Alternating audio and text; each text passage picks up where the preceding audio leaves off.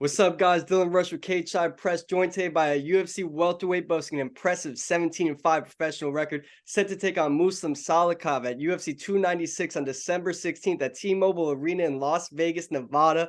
Former welterweight Ring of Combat champion Randy Rude Boy Brown.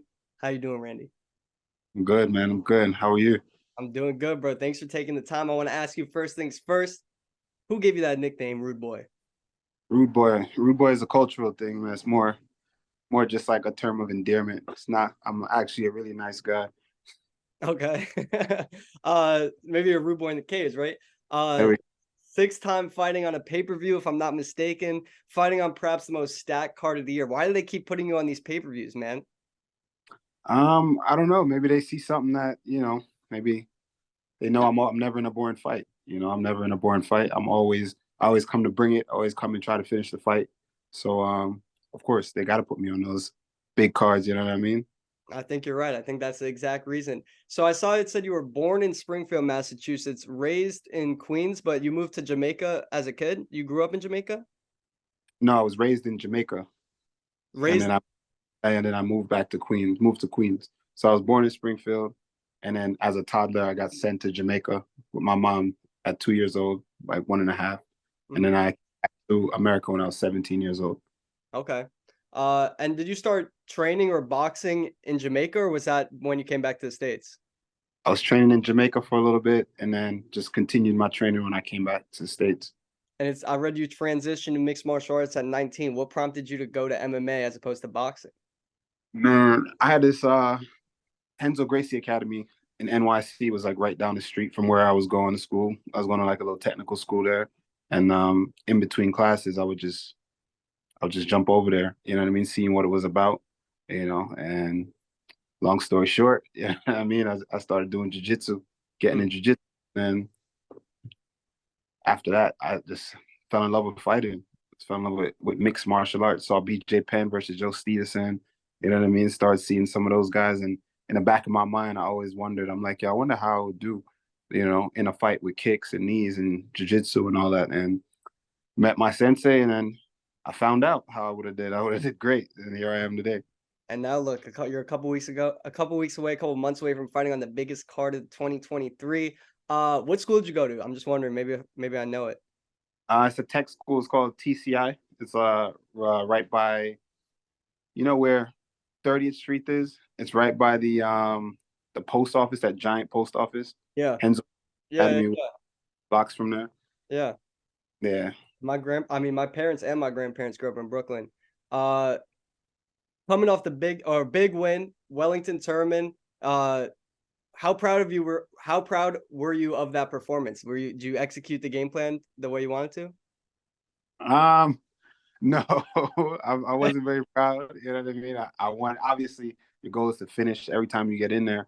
Your goal is to not only impress, but get an impressive win. You know what I mean? But you want to make sure you get the job done in and out, clean, safe.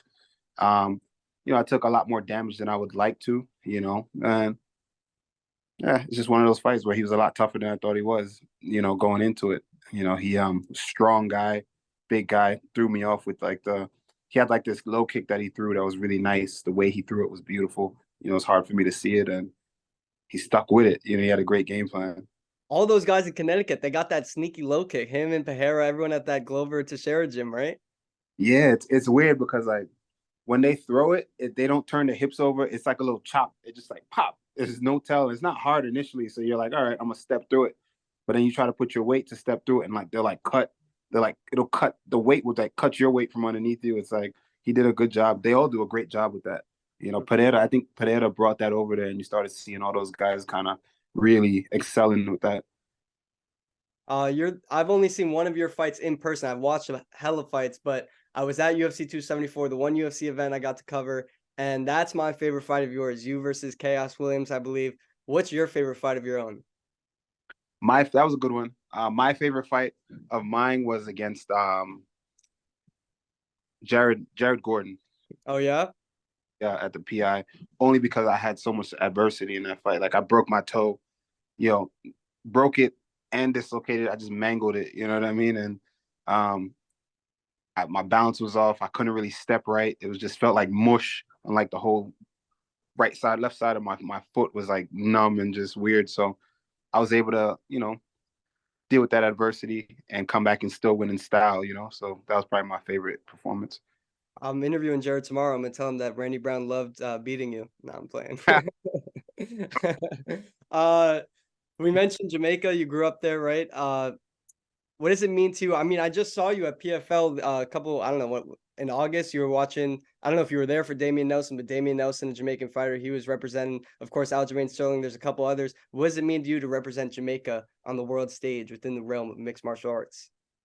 It means everything, man. It means everything. Just because, you know, Jamaica made me who I am today. You know what I mean? I've been through a lot in my life, and most of it was there. And it gave me so much perspective in life, you know what I mean? Because I've seen, a certain way of living, and then I've seen another side of way some people live. So it just makes me grateful, and just it means it just means it means that I can perform and show people, you know what I mean, that no matter what a situation is or where you're from, you can do whatever you want. Definitely. Definitely. That's great. How's the nose? And the nose is good, man. I'm smelling colors, bro. More, oh, good. Yo, I literally could only breathe through one nostril, like completely, and a little bit through the other one. So I was fully just mouth breathing for like years, And you and knew that? You knew that going into fights that like you could I mean, for the first, I just dealt with it. I was just like, I mean, I guess this is just what it is. But yeah. after, I was like, all right, no, this is a problem. Like, I would work out, and my eyes would just get really red sometimes, and I would be from just it would look like I just like faced a blunt. Mm-hmm. Like my eyes would be really red, like bloodshot. And well, I spoke to a doctor about that, and he was like, yeah, that's lack of oxygen. You're not really you're not getting enough air that you need to get. I was like, really? And I was like, yeah. And I noticed I would have to work really hard, and I would still get tired. And I'm like, I'm not cutting any corners. My diet is on point, and I'm pushing. And like, I'd do well with my cardio, but it was to the point where I'd see guys that are doing less work than me for sure, not getting tired in certain workouts that we're doing together. And I'm like, all right, there's something up. I need to fix my nose. You know what I mean? So, um, fix my nose. Turns out you get 30% more oxygen when breathing through your nose. I didn't know that. Right. So, yeah, started working on that, got it fixed, and yeah, I'm excited to go put it to the test. Is it like night and day though? Like you feel the difference? Bro, completely. I honestly did not know. I thought people said it and be like, I had teammates that got the same surgery, and they're like, yo, it's gonna be crazy. It's such a big difference. And I'm like, all right, cool. People they just say shit. Yeah. And yo, when I did it, I was like, oh my God, this is like really a massive difference. I wish I did it like years ago. Well, that's great, bro. I mean, you've never been someone that had, you're not a fighter that's known to have issues with cardio. So now you got the nose fix. That's great. So we're about 2 months out, right? A little bit less than 2 months out, December 16th, Muslim Salikhov. What do you know about this guy? What makes him a favorable stylistic matchup for yourself? Man, Muslim for the hardcores and people who've been around, you know what it is. This is one of those guys. He was ranked at one point, 19 and what 3. Been around for a while. Very dangerous striker, big finisher. He's been knocking people out, especially with that spin and hook kick. And I just think stylistically with my style, that touch and go type of style, I think it just makes for a banger. I think it makes for him trying to get off that spin kick with heavy pressure, me looking to create angles and just pepper in a sharp jab. You know what I mean? Chris boxing and Sancha versus boxing. Let's see how it plays out. Mm-hmm. Touch and go. You don't only win fights. You're a very exciting fighter to watch, almost objectively, I would say. Do you obviously just winning fights? I know, but you've been in the UFC since 2016, right? Yeah, for a minute. 7 years. It's been a minute, bro. Like, what do you credit the longevity of your career, especially within the UFC, your tenure with the UFC? What do you credit that to? Um, Answering the call, man. Answering the call. Whenever they call, I'm there. You know what I mean? I'm not a guy that's gonna be, you know what, maybe this not the I'm answering the call. And not only that is, I train hard. I'm in the gym 24/7. I don't take a lot of damage. And I mean, for sure, I've been in some hard fights. I have some tough results, but typically I don't take a lot of damage, and I stay the course. And I think that's in life in general, anything that you do. I think stay in the course no matter the result, and trying to finish a goal and not getting, sidetracked and getting discouraged along the way, still giving that 110% that you used to give when you started. And yeah, I credit it to just being that, staying the course. Amen. Spin right now. All right. Real quick, what's the best fast food chicken place? Shit. I'm bad with these. When like I'm bad with these. This or like when music, that type of shit. I don't know. I don't even eat for taste. I'm dull, bro. I just eat for nutrition and shit. So I don't know. And I'm a foodie. So like maybe like after a fight, it don't matter to me, bro. It really doesn't. No answer. Nah, it really doesn't. All right, I got 5 yes or no questions for you. You already answered the first one. I'm still gonna ask it anyway. Is Randy Rude Boy Brown rude in person? Um, Depending on who you ask. Okay. Will Randy Brown have 25 professional wins when it's all said and done, or more? More for sure. Okay. Is New York the best state out of all the states? Facts. Yeah. Will John Jones defeat Stipe Miocic? Yes. This isn't part of the 5, but are you gonna be at UFC 295?